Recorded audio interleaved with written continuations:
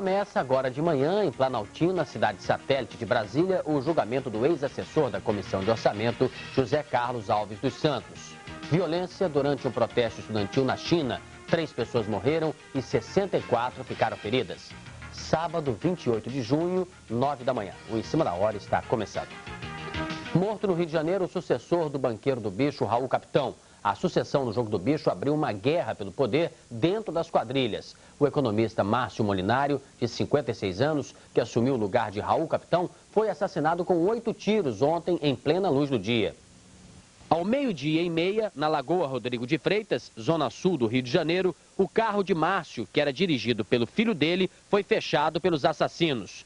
Depois de atingido, Márcio Molinário ainda foi levado com vida para o hospital, mas morreu 2 horas depois na sala de cirurgia. Desde a morte do bicheiro Castor de Andrade, em abril, 3 pessoas já foram assassinadas. A violência pelo controle do Jogo do Bicho é destaque em alguns jornais do país neste sábado. Veja as manchetes.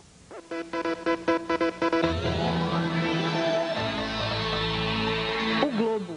Guerra no Bicho mata o sucessor de Raul Capitão. Jornal do Brasil. Máfia do Bicho volta a matar no Rio. O Estado de São Paulo. PFL decide pelo impeachment em Santa Catarina.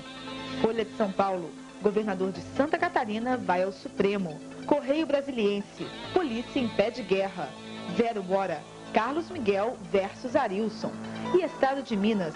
Polícia Militar abre 18 inquéritos. Recomeça agora de manhã em Planaltina, cidade satélite de Brasília, o julgamento do ex-assessor da Comissão de Orçamento, José Carlos Alves dos Santos, acusado de ter matado a mulher dele, Ana Elizabeth. Hoje, o juiz Ademar da Silva Vasconcelos deverá ouvir os depoimentos das 8 testemunhas, 5 arroladas pela defesa e 3 pela promotoria. O que era para ser um protesto estudantil pacífico acaba em violência nas ruas da capital do Chile. Eu ontem ouvi uma expressão interessante. No Brasil, existem dois pretos que são admirados por todo o Brasil.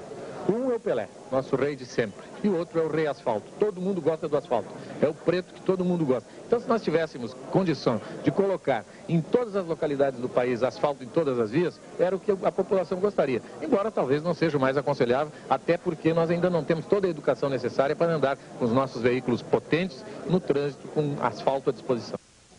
Nos desculpe o erro, você viu aí o ministro Eliseu Padilha, que fez uma referência racista, considerada racista, confundindo ou comparando Pelé e asfalto com os negros. E você vai agora continuar acompanhando o noticiário internacional. O que nós dizíamos é que era para ser um protesto estudantil pacífico, acabou a violência nas ruas do Chile. Essa violência marcou também um protesto estudantil na Nicarágua.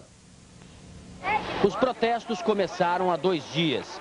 Os estudantes não aceitam a decisão do governo de cortar as verbas para as universidades. Vários carros foram queimados nas ruas de Manágua, a capital do país.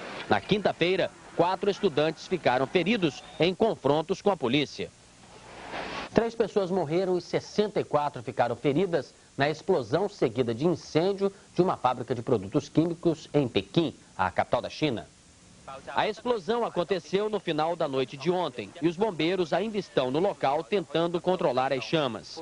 A diretoria da fábrica divulgou que a explosão atingiu um dos tanques de armazenamento de produtos químicos. 12 dos feridos estão em estado grave, com queimaduras de 3º grau. As causas do incêndio estão sendo investigadas.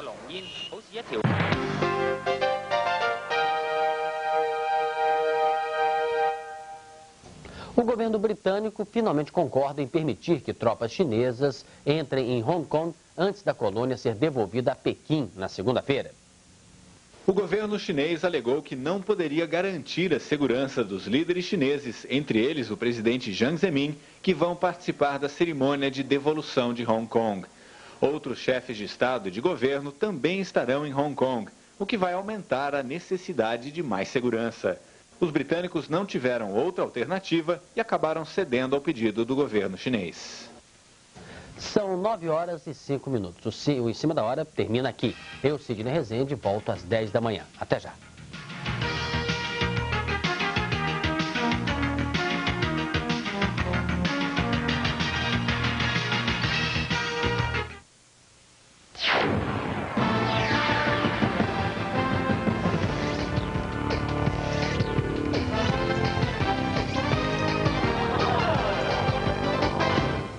atualmente é presidente da Associação Comercial do Rio de Janeiro, mas é também um grande empresário no setor de supermercados, que foi um dos setores beneficiados com a estabilidade dos preços. Doutor Arthur Sendas, na sua opinião, o Plano Real ainda é um sucesso total?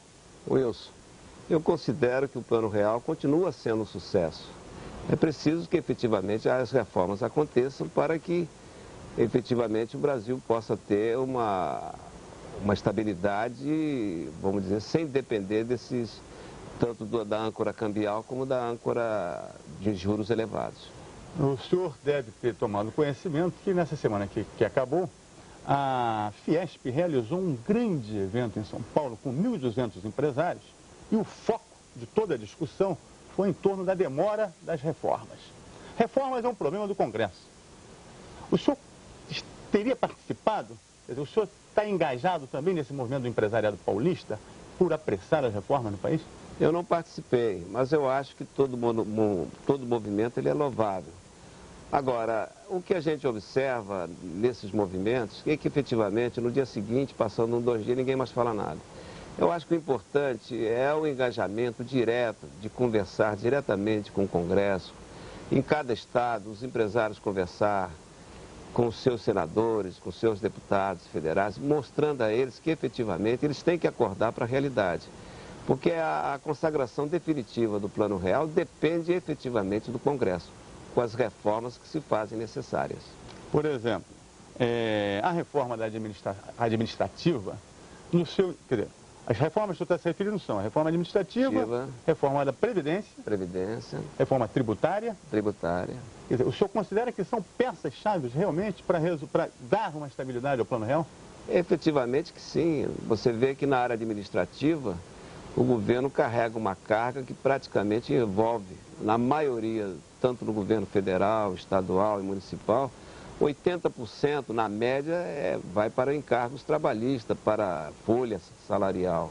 Isso é na área administrativa. Na área tributária, o que acontece no Brasil é uma das maiores cargas fiscais que existe no mundo. E o que acontece? 50% paga os impostos, 50% não paga.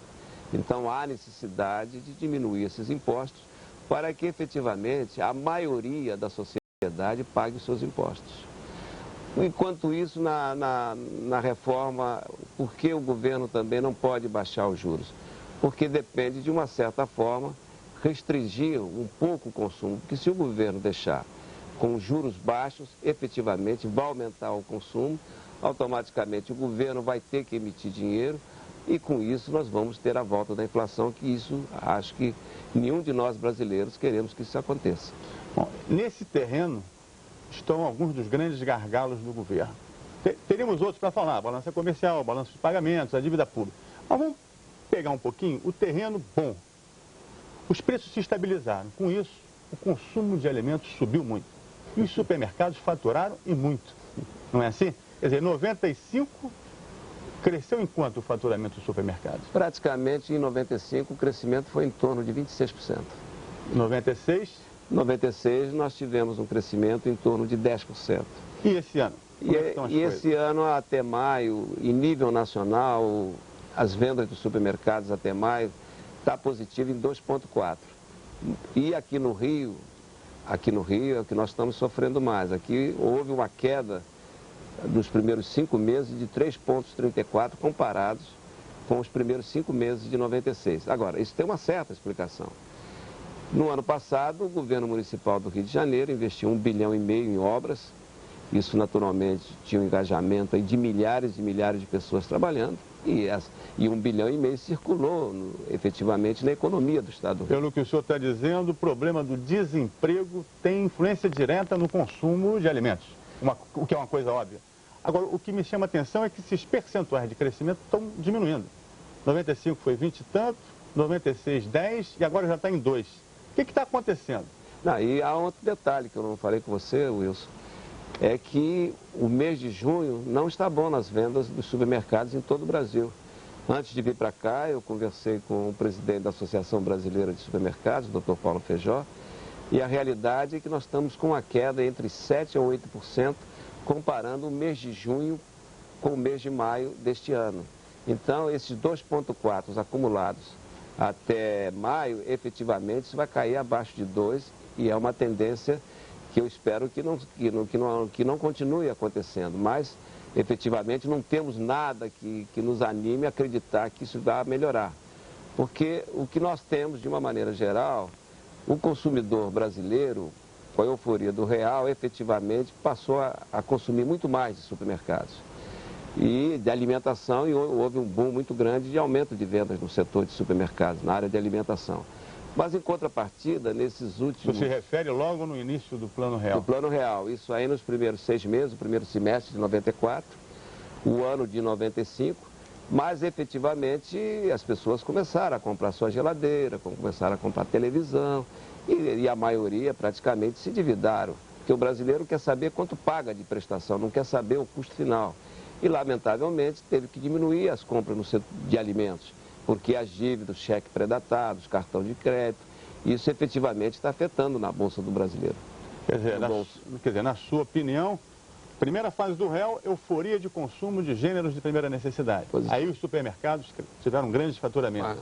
Segundo momento, euforia na compra de eletrodomésticos. Positivo. Terceiro momento, todo mundo sufocado com dívidas gigantescas e as vendas estão, de certo modo, caindo. O mês de junho já aponta uma queda. Aponta uma queda. E, de certa forma, as vendas elas estão estagnadas porque, efetivamente, nós estamos tendo uma moeda forte no nosso país. Para você ter uma ideia, nós tivemos, no mês anterior ao Plano Real, em junho de 94, nós tivemos uma inflação em torno de 45% no mês de junho de 94. Foi num mês. Só num mês. Só num mês. E hoje, esse mês de junho, o IGPM já apontou 0,6%. A expectativa que todos nós temos é de uma inflação anual em torno de 6%, no máximo 7%. E em contrapartida, tivemos uma inflação no período de julho de 94 até, vamos dizer, até junho agora de 97, nós tivemos uma inflação em torno de 45%, e quanto à cesta básica subiu 6,74%. Veja... Quer dizer, num período de 3 anos a inflação sobe 40 e tantos por cento, e a cesta básica apenas 6,74%. Isso prova evidente que o setor de alimentos é a grande âncora também do Plano Real. Agora, em contrapartida, o governo vem reajustando seus impostos, as tarifas das empresas estatais, passagens e uma série de coisas, de uma certa forma, aumentando. Veja o exemplo do telefone, quanto subiu, a energia elétrica, quanto subiu acima da inflação. Isso tudo pesa na inflação. Agora, se dependesse dos gêneros alimentícios, efetivamente, do setor de alimentos, a inflação estaria aí muito abaixo do que nós temos hoje. Quer dizer, então, no seu balanço do Plano Real, no que diz respeito à política de alimentos, política de abastecimento interno, a coisa caminhou bastante bem. Caminhou muito bem, está muito bem, porque está muito competitivo. O setor de supermercados é o primeiro setor que se adaptou à realidade do Plano Real. E, efetivamente, o que está segurando de uma grande forma o Plano Real é o setor de alimentos, porque, em contrapartida, as safras também têm sido muito boas. Agora... E outro detalhe também, a liberdade das importações, porque quando o preço aqui está elevado aqui no mercado, nós temos oportunidade de importar e trazer efetivamente produtos de boa qualidade com preços melhores, às vezes, do que acontece no mercado do Brasil. Eu queria exatamente lhe perguntar alguma coisa sobre isso. A composição desse leque de produtos gigantescos que tem dentro do supermercado, hoje, predomina mais o produto importado, predomina o produto nacional? Como é que está essa balança? Não, praticamente os produtos importados, eles variam numa ordem de 5% a 10%. E depende, ainda é muito pequeno. Ainda é muito pequeno, porque o Brasil produz muito e a indústria brasileira, os brasileiros têm jogo de cintura. E as empresas estão se adaptando de uma forma muito veloz e a gente só importa efetivamente quando os preços lá para nós importarmos sejam mais baratos. Do contrário, nós nos importamos. E a nossa empresa Casa Sendas, nós temos 30% dos nossos produtos com marca própria que são importados de vários países que nós importamos, porque aqui nós não temos condições de fazer a nossa marca própria pelo preço que nós fazemos, pelo preço que nós vendemos. Quer dizer que ninguém, nenhum fornecedor, nenhum industrial, nenhum produtor de alimentos no Brasil pode se queixar de que o varejo esteja hoje dando prioridade ao produto importado. Não, absolutamente, a prioridade é no mercado, e mesmo porque é muito mais fácil para você controlar o estoque. Porque quando você importa qualquer produto, dependendo da origem, esse produto nunca chega antes de 30 dias. No mínimo, varia entre 30 e 60. E se for da China, leva 90 dias para chegar esse produto aqui. Então, é efetivamente uma operação muito mais difícil. Já você comprando no mercado interno, você pode fazer a compra e pedir que entregue 2 vezes por semana. Enfim, dividir as entregas para facilitar o controle de estoque. Doutor Arthur Sendas, a Confederação Nacional da Indústria divulgou recentemente uma pesquisa feita pelo IBOPE sobre a aceitação do Plano Real. E um número que chamou a atenção de muita gente foi que a aprovação do Plano Real caiu, e caiu muito. Caiu de algo em torno, quer dizer, a aprovação do Plano Real caiu de algo em torno de 46 pontos percentuais para 36 pontos percentuais. É uma queda considerável. A que isso atribuiria essa queda na popularidade do Plano Real? Nós brasileiros, a gente esquece as coisas muito rapidamente, né? Se nós procurarmos lembrar do que era efetivamente a inflação que corroía, inflação que chegou anual até a 2.000%, que era um absurdo, e era um risco muito grande que nós podíamos ir para uma bancarrota, efetivamente o Plano Real contribuiu muito. Agora, efetivamente aconteceu nos últimos 2 meses, nós tivemos a privatização da Vale do Rio Doce, efetivamente que houve uma publicidade muito grande por parte da oposição, que fez muito bem da maneira como fez, mas efetivamente não espelhava a realidade. E isso, de uma certa forma, afetou muito a opinião pública. Mas se nós analisarmos profundamente os resultados do Plano Real, eu acredito que voltará à normalidade os índices, porque nunca tivemos, e eu posso garantir isso, que nos últimos 40 anos nós não tivemos uma inflação como temos hoje.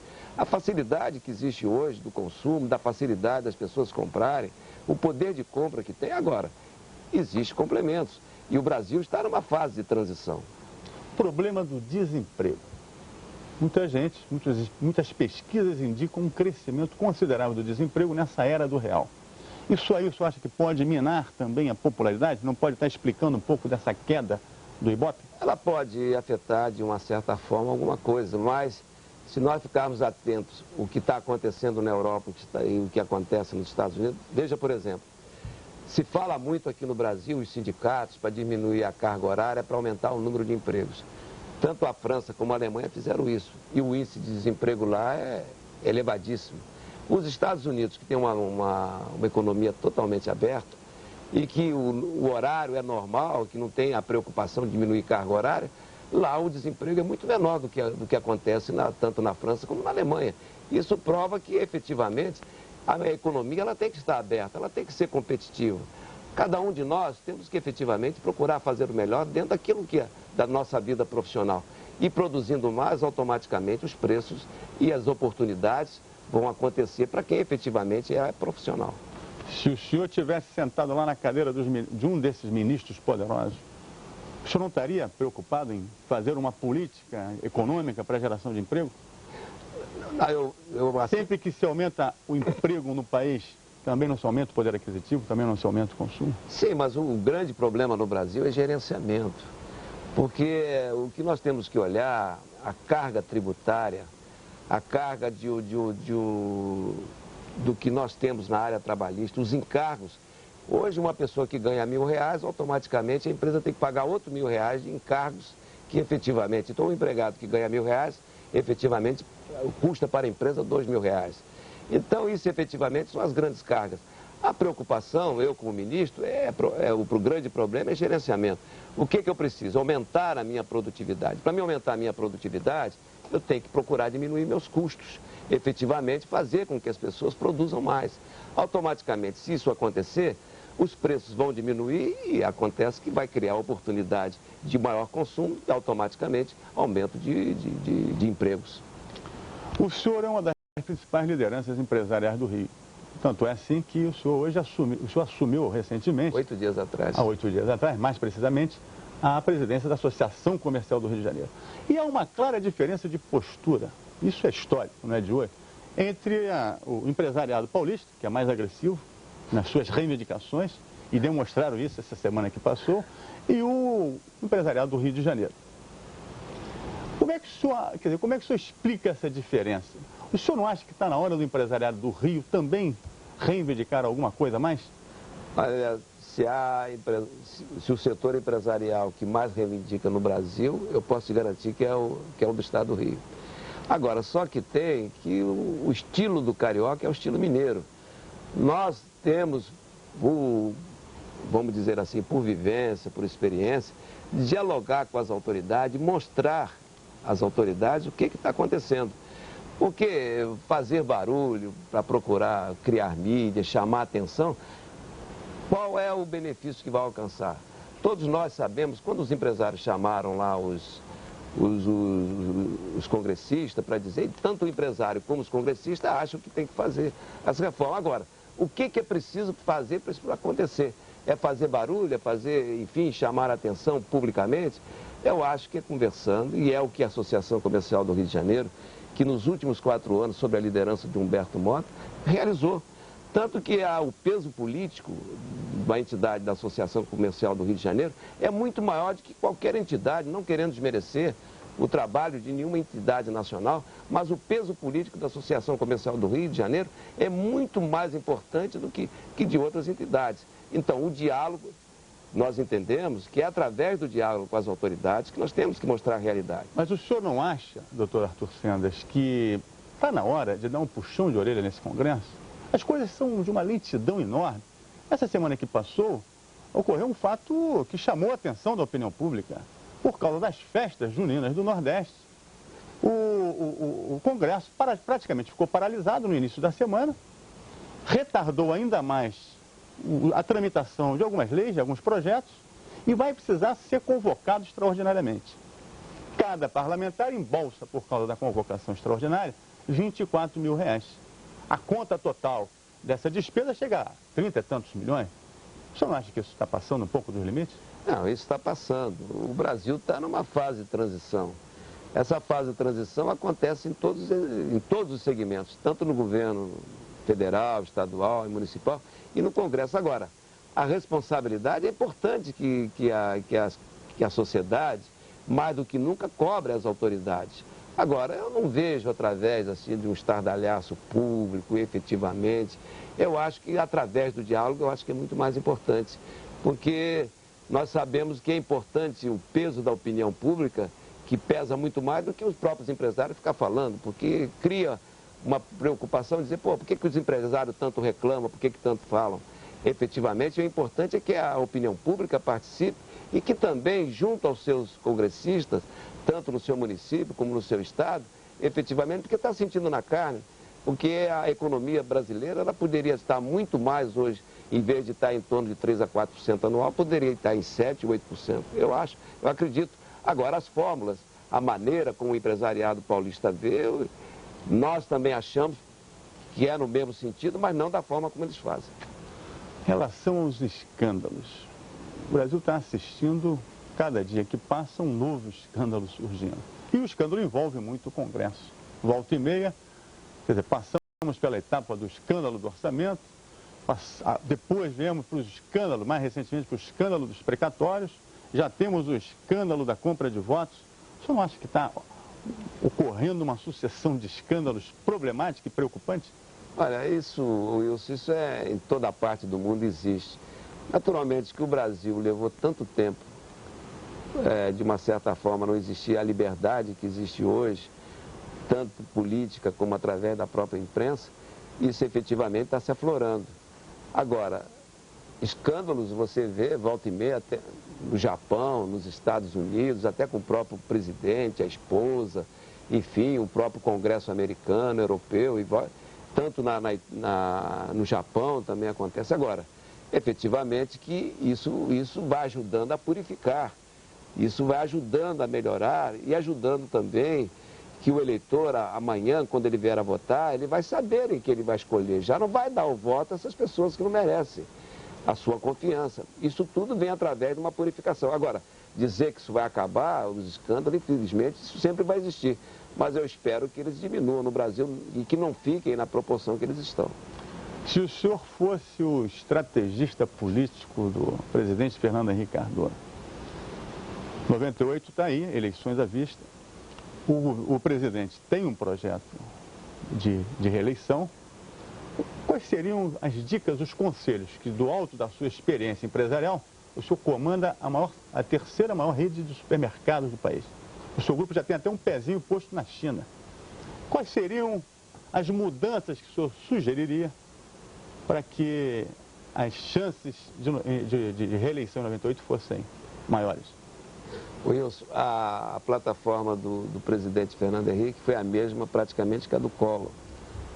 A abertura da economia, a diminuição da participação das estatais, enfim, de uma economia aberta, e foi através dessa plataforma que ele efetivamente prometeu ao povo brasileiro que ele se elegeu. Agora, eu acho que o presidente, ele deveria de uma forma mais direta vir, vamos dizer, ele faz um programa radiofônico, mas a gente sabe a penetração do rádio, que não é a proporção da televisão. Mas que ele viesse pelo menos de 15 em 15 dias dizer ao público o que ele está fazendo, o que está acontecendo, por que determinadas coisas ainda não aconteceram, determinadas reformas, que ele tivesse um diálogo mais claro, mais objetivo, e não através de pronunciamentos esporádicos, como acontece às vezes na solenidade lá no Palácio. Eu acho que ele deveria, pelo menos 2 vezes por mês, vir a público em determinado horário, de 5 minutos, dizer efetivamente o que se realizou, o que está querendo se realizar e por que não se realizou determinadas promessas que ele fez. Eu acho que é importante isso, porque quanto à seriedade da postura do homem, Fernando Henrique, eu acho que ninguém tem dúvida.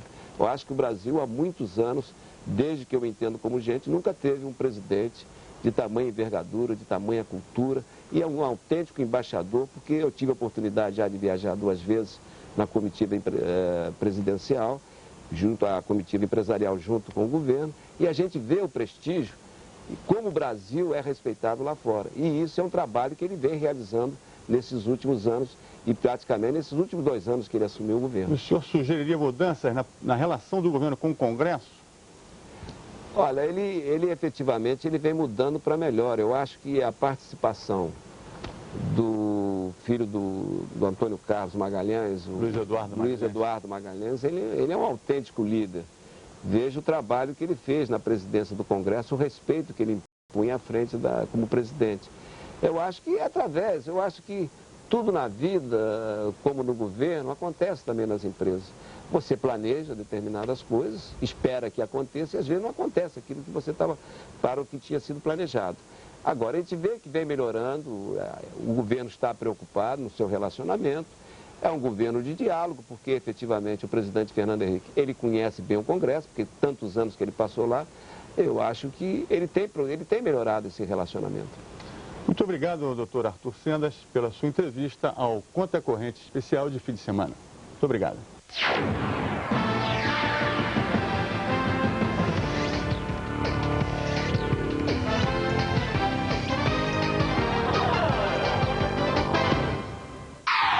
A partir desta segunda-feira, Via Brasil, programa que revela todo o nosso